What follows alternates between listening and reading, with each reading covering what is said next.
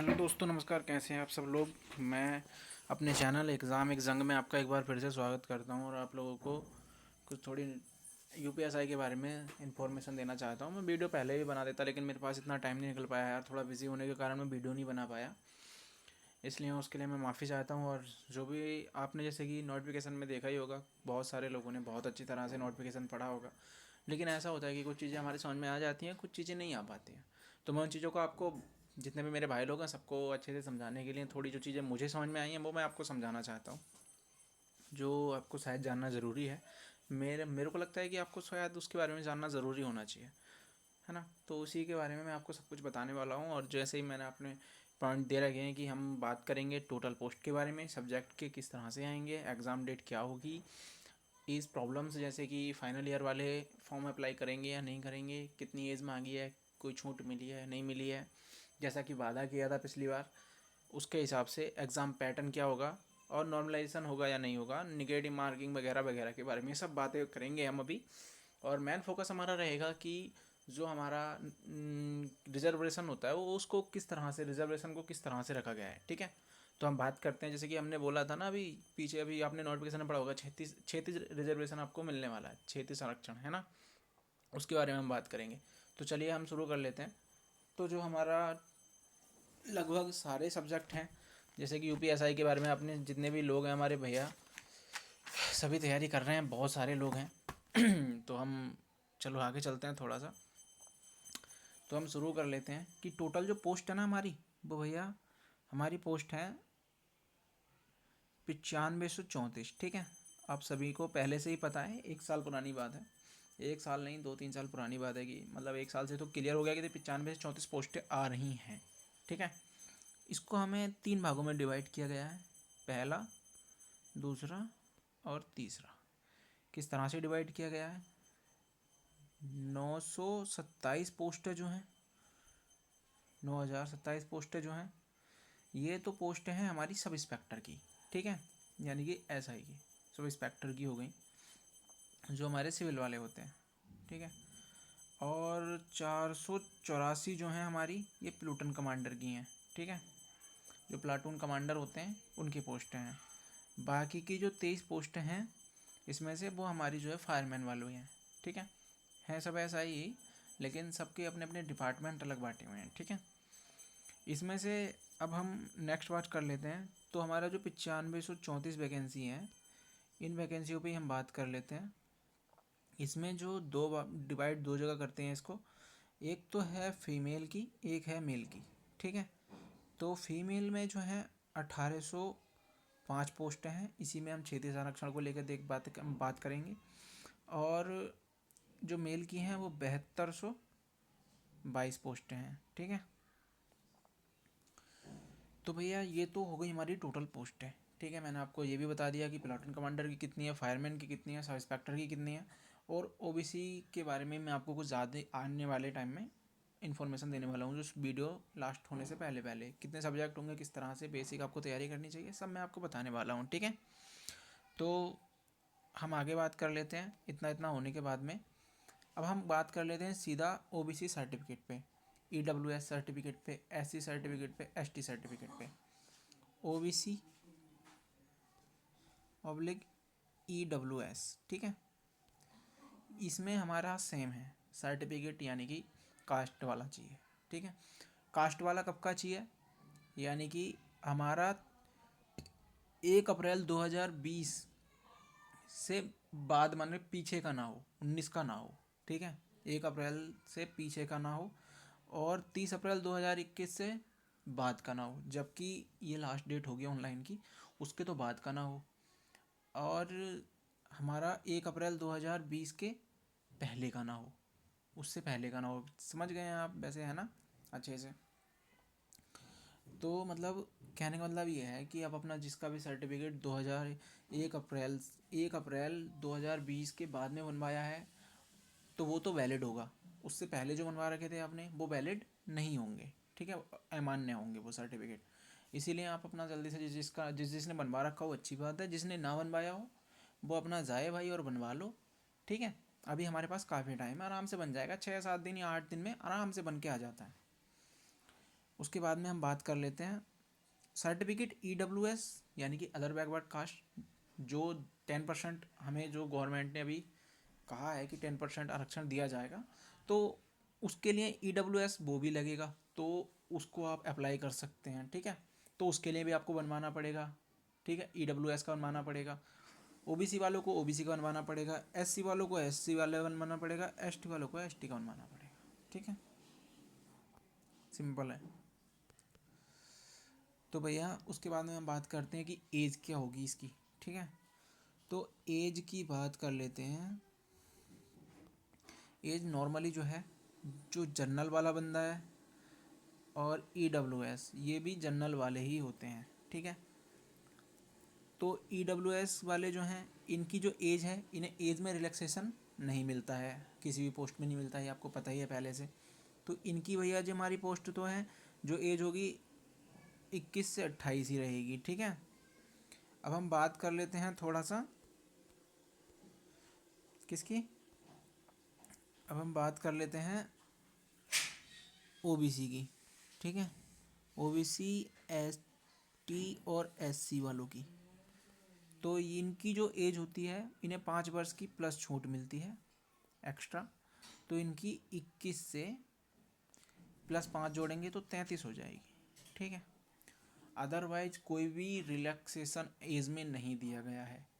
और सबसे बड़ी बात, जो फाइनल ईयर वाले हैं उनके बारे में ये सूचना नहीं दी गई है कि वो अभी अप्लाई करेंगे या नहीं करेंगे, तो वो अप्लाई नहीं कर सकते हैं। सिंपल सा हो गया। ठीक है, दूसरी बात, बाहर का कोई भी नागरिक जो 1962 से पहले का हो नागरिक, वो तो जैसे कि तिब्बती हो गए या फिर कोई भी अदर कंट्री का हो, तो वो तो अप्लाई कर सकता है, जिसने नागरिकता 1962 से पहले भारत की प्राप्त कर ली होगी। ठीक है, उसके बाद में 1962 के बाद में जो भी आया है वो इसमें अप्लाई नहीं कर सकता है।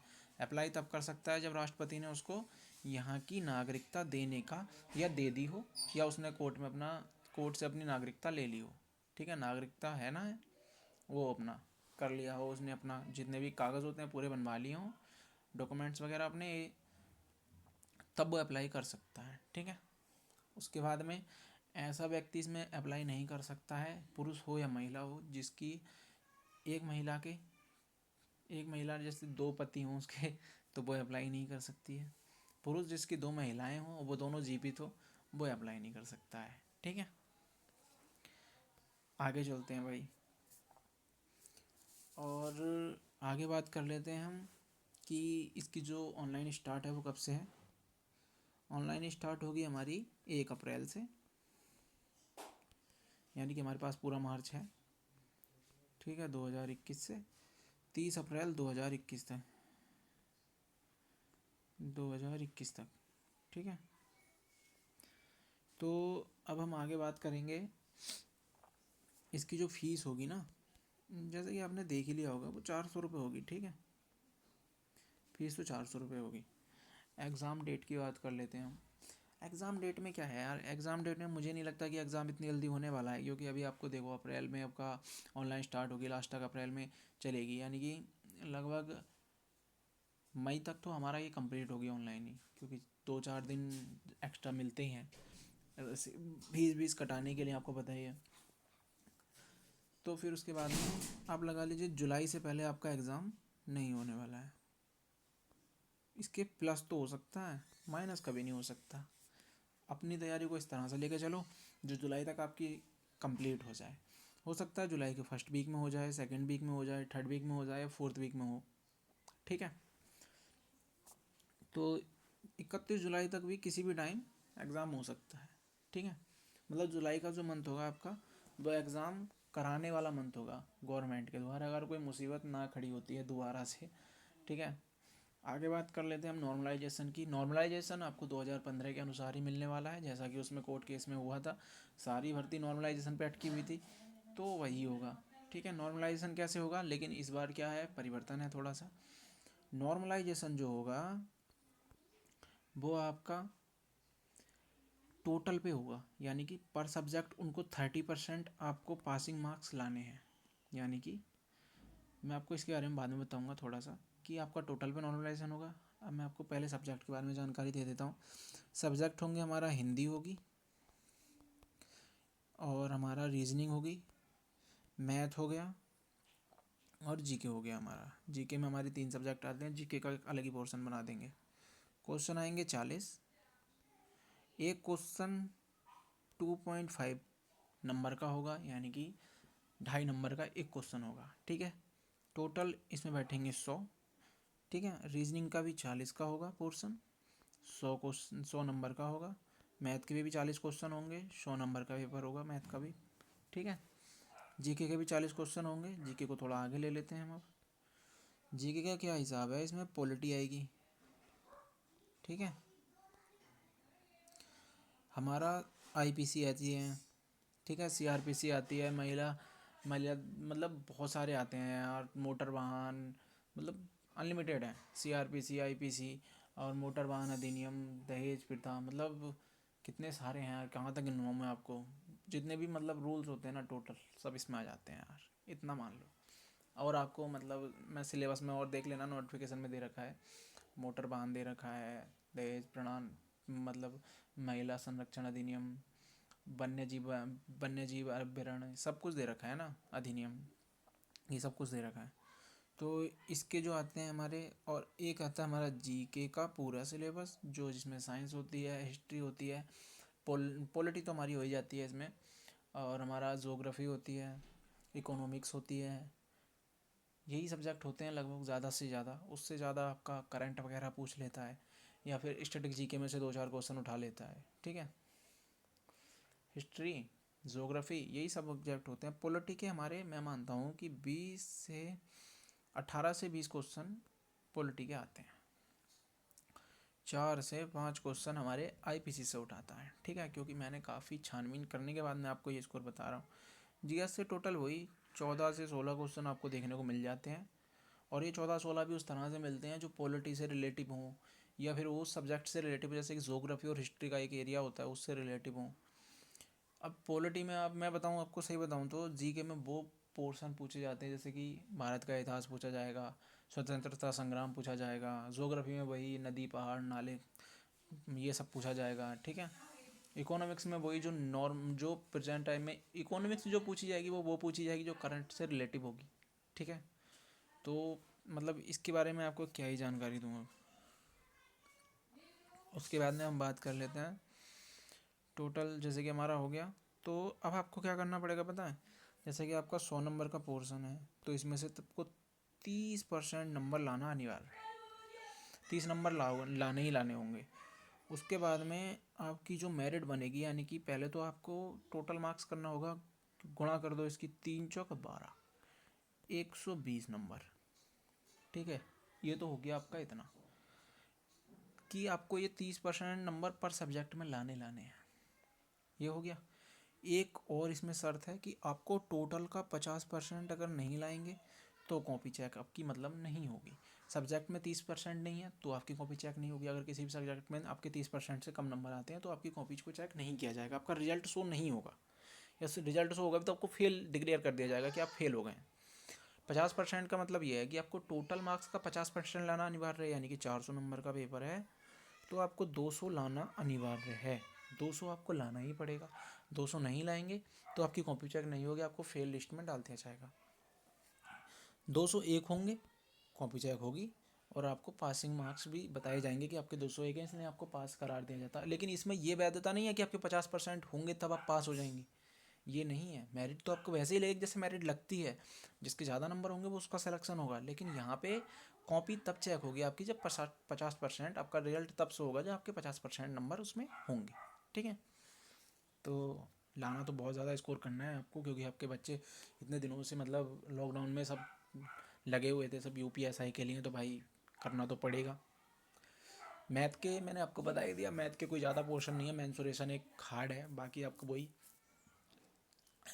एलसीएम और क्या बोलते हैं संख्या पद्धति मिलेगी आपको, नंबर सिस्टम यानी कि परसेंटेज मिलेगी, सीआई मिलेगा, एसआई मिलेगा, ठीक है।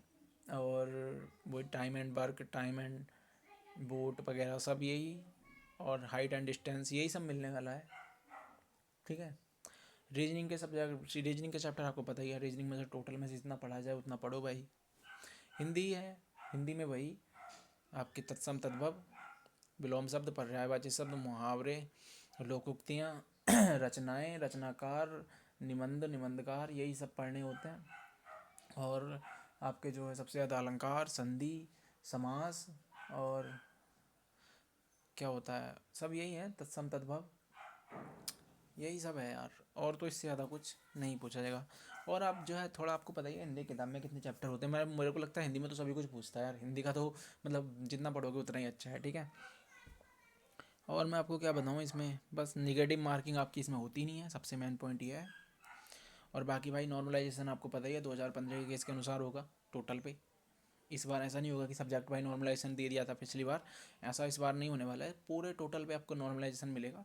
और उन्होंने पहले ही बोल रखा है एक बात, नोटिफिकेशन में पहली बात नोटिस करने वाली है, पहले बोल रखा है कि आपका एग्ज़ाम कैंसिल भी हो सकता है, यानी कि फर्स्ट एग्ज़ाम के बाद आपकी सब कुछ टोटल होने के, फर्स्ट जो एग्ज़ाम होता है उसके बाद भी आपकी वैकेंसी कैंसिल हो सकती है, ये उन्होंने पहले ही बोल रखा है।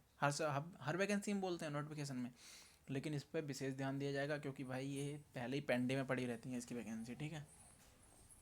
दूसरी बात इसने बोली है कि आपको जो क्षेत्रीय संरक्षण मिलेगा वो महिलाओं के लिए, वो सभी पे है, ठीक है, 33, ये तो आपको पता ही है, ठीक है। तो वीडियो को यहीं समाप्त करते हैं, मेरे को लगता है आपको इतनी जानकारी काफ़ी है। और बाकी जो आपको लगे कि कमी है तो भाई वो बता देना, ठीक है। तो भाई ठीक है, फिर बाय, मिलते हैं अगली वीडियो में।